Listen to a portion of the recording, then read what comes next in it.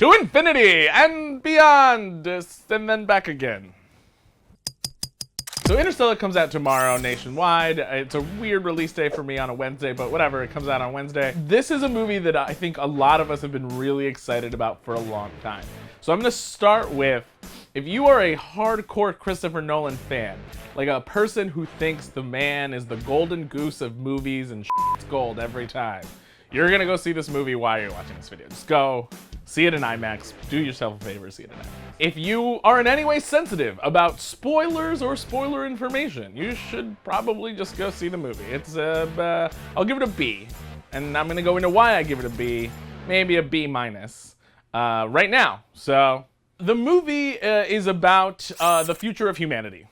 And Christopher Nolan loves things about humanity, right? He dreams with Inception, deception with magic. You have The Prestige, and this movie is about family and love and adventure. When I first saw the trailer, I got really excited because one of my favorite movies of all time is a movie that is kind of goes under the radar, and it's Contact. It's about Jodie Foster being a scientist and dealing with wormholes and the future of humanity and first contact and all that kind of thing. And the book originally was written by Carl Sagan, so it's really hard sci-fi. And this movie, for the first 2/3 of it, tries to be that. And Christopher Nolan does a really excellent job at creating a world in which, for unexplained reasons, but reasons that we can all sort of infer based on the current condition of the world, it's in the not so far distant future.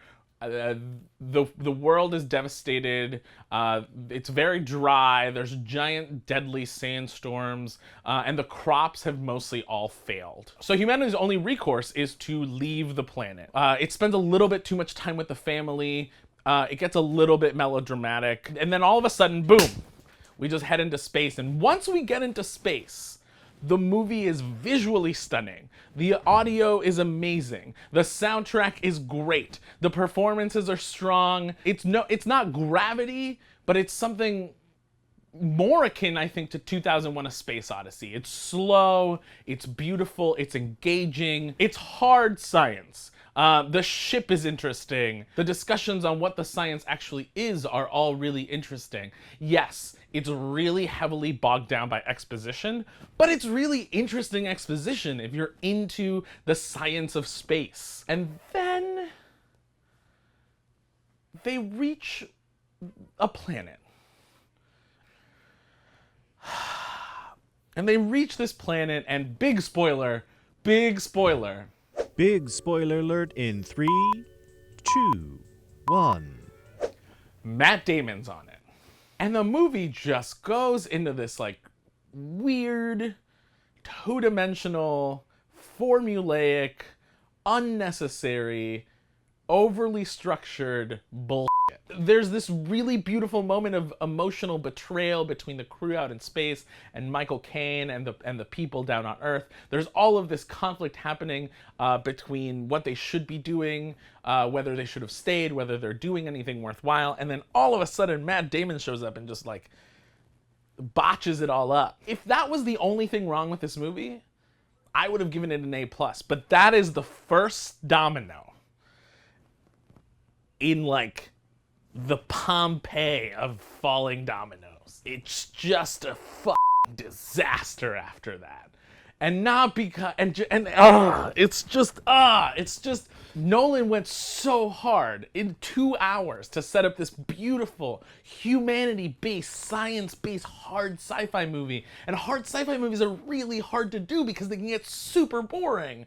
And he like balanced the emotion, you know, it was a little melodramatic, but you bought it, and the science was good. And then you get into this movie about like, it's like a Lifetime movie in space, blurting out raw, Hallmark card human emotions, and maybe we're living in too cynical a world to accept this anymore. Maybe this goes down like War Horse, where it's a really great movie if it had come out in 1985, but it's just not today. If you're into this movie, the way it was designed for the first 2/3, why the f fuck would you want it to go in the direction that it goes? The first third of the movie is Batman Begins, the middle of the movie is The Dark Knight, and the end of the movie is The Dark Knight Rises. That's what happens. He goes through the whole Batman trilogy in these 3 hours, and it's the bed at the end. I want this movie to be better than it is. This movie is almost better than it is. It's too long.